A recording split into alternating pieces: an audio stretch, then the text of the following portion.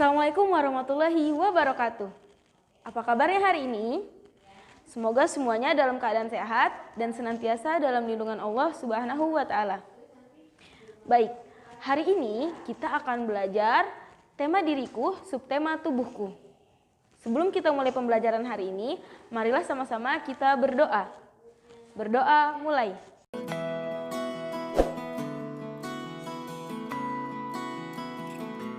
Doa sebelum belajar. Robbi zidni ilma warzuqni fahma.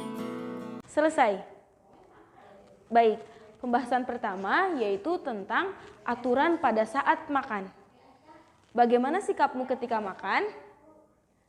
Pada saat makan ada beberapa aturan yang harus kita taati. Yang pertama, membantu ibu menyiapkan makanan. Nah, di sini siapa yang sering membantu ibu menyiapkan makanan? Mantap. Ibu yakin semuanya membantu ibu menyiapkan makanan. Karena dengan membantu ibu menyiapkan makanan, kita akan mendapat pahala dari Allah karena kita sudah meringankan beban orang tua.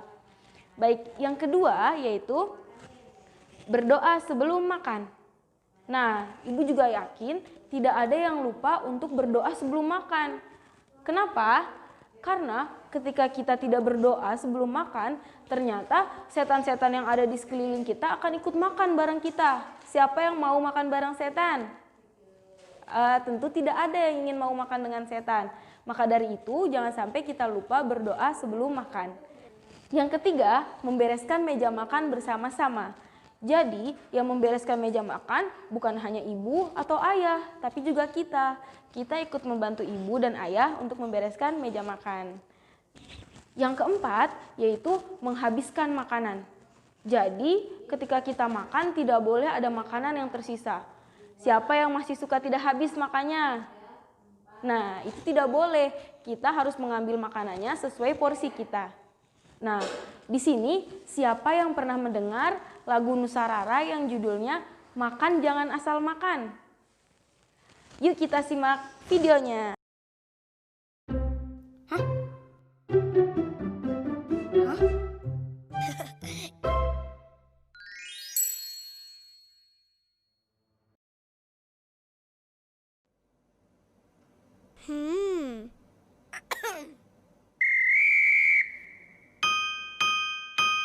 Makan jangan asal makan, perut buncit langsung kenyang. Makan pakai aturan yang Nabi ajarkan. Makan jangan asal makan, perut buncit langsung kenyang. Raihlah keberkahan dalam setiap makan. Let's go, let's go, let's go, let's go. Cuci bersih tanganmu, ucapkanlah bismillah. Gunakan tangan kananmu, biasakan tak berdiri.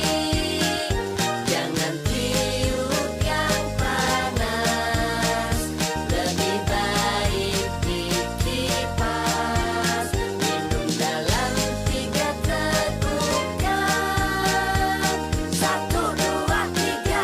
Cuci bersih tanganmu, ucapkanlah bismillah. Gunakan tangan kananmu, biasakan tak berdiri. Jangan tiup yang panas, lebih baik dikipas. Minum dalam 3 tegukan. 1, 2, 3. Oke, beri tepuk tangan. Alhamdulillah.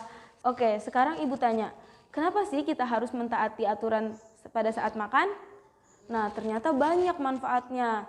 Salah satunya yaitu agar makanan yang kita makan tidak mubazir. Apa itu mubazir? Mubazir yaitu orang-orang yang boros atau suka membuang-buang. Terdapat dalam Quran surat apa? Ayo. Betul, terdapat dalam Quran surat Al-Isra ayat 27. Bunyinya, A'udzubillahi minasyaitonirrajim. Innal mubadzirina kanu ikhwanas syayatin. Artinya, sesungguhnya orang yang mubazir itu adalah teman-temannya setan. Wah, sama Allah ternyata sudah dijelaskan. Siapa yang mubazir, temannya setan. Berarti siapa yang makannya tidak habis, itu adalah temannya setan. Nah, ibu yakin semuanya tidak ada yang mau menjadi teman setan. Maka dari itu, mulai sekarang kita harus menghabiskan makanan. Nah, ada beberapa kegiatan yang harus dilaksanakan sebelum tidur. Apa aja? Ya, yang pertama, jangan lupa menggosok gigi. Yang kedua, jangan lupa mencuci kaki dan tangan.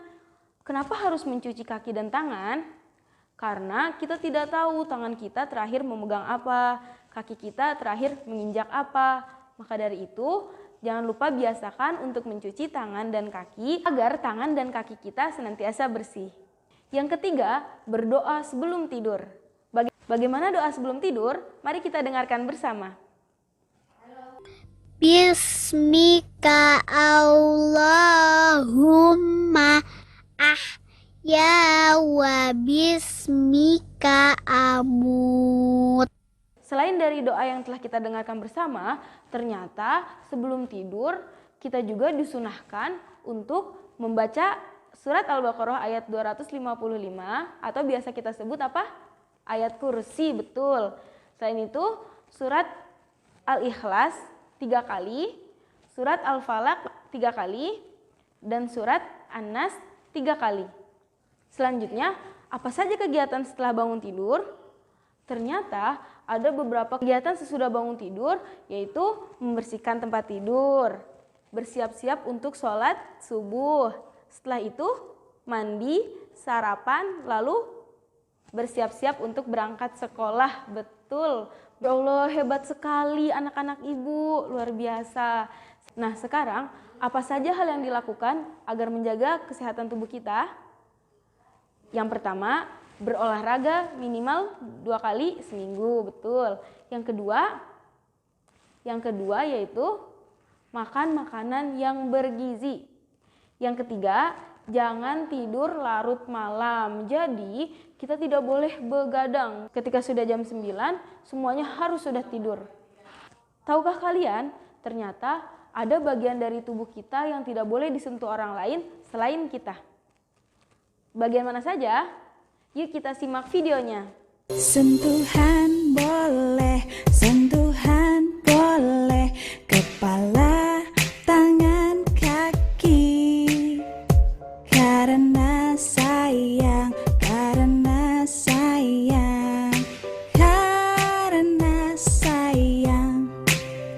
Sentuhan tidak boleh, sentuhan tidak boleh yang tertutup baju dalam.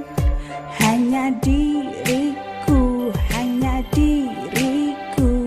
yang boleh menyentuh. Ternyata ada yang nanya, ibu-ibu bagaimana kalau misalnya Fatih sakit perut terus periksa ke dokter, terus dokter tidak boleh menyentuh perut Fatih? Nah, ternyata ada beberapa orang yang boleh menyentuh kita dengan alasan tertentu. Misalnya siapa?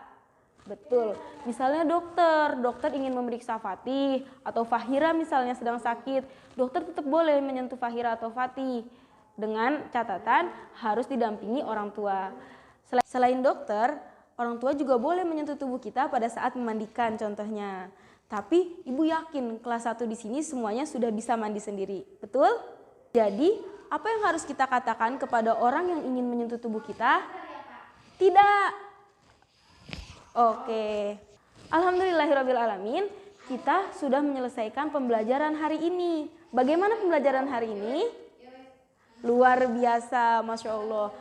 Semoga semuanya tetap semangat untuk pelajaran selanjutnya. Baik, itu saja dari Ibu. Wallahu yaqulul haq wa huwa yahdis sabil. Wassalamualaikum warahmatullahi wabarakatuh. Sayonara.